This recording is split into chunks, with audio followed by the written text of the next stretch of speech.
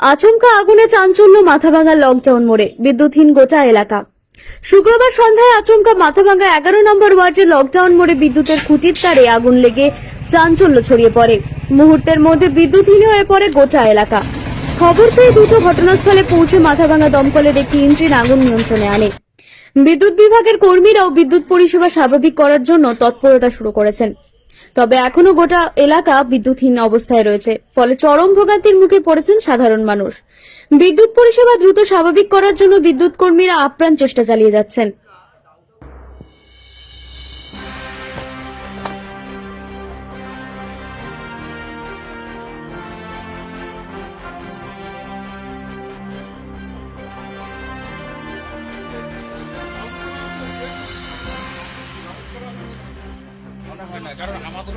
ওইদিকে লাইন আছে।